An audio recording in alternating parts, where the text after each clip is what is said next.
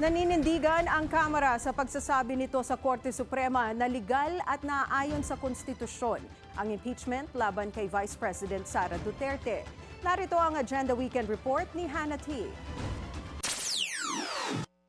Legal at naaayon sa konstitusyon ng impeachment proceedings laban kay Vice President Sara Duterte. Yan ang tugon ng House of Representatives sa Supreme Court sa gitna ng mga petisyong nagkwestiyon sa legalidad nito. Hinain ng Kamara ang needed documents ng SC sa pamamagitan ng Office of the Solicitor General at inaasahan na ring maisusumite ang physical copy nito sa Lunes. Kasunod yan ng utos ng Korte Suprema kung saan pinagsama nila ang petisyon mismo ni VP Sara at ng kanyang mga kaalyado na kapwa kinwestiyon ng impeachment process. Pinasasagot ng SC ang Kongreso ng mahahalagang tanong. Ilan dyan ay kung nabigyan ba ng panahon si Duterte mabasa ang ebidensya at na-review ba ito ng mga mambabatas bago nila pinirmahan. Sagot ni House Spokesperson Attorney Princess Abante, sinunod ng buong-buo ng Kamara ang konstitusyon na isama sa order of business sa tamang panahon ang first 3 impeachment complaints last year at ang ikaapat na pinirmahan ng 1/3 ng mga kongresista ay direktang pinasa sa Senado bilang Articles of Impeachment noong February 5. Sa Articles of Impeachment, inaakusahan si Duterte ng graft, betrayal of public trust at iba pang high crimes. Kasama rin doon ang di umano'y mali at hindi maipaliwanag na paggamit niya ng higit 600 million pesos sa confidential funds at ang di umano'y kawalan niya ng respeto sa civilian control over police and military.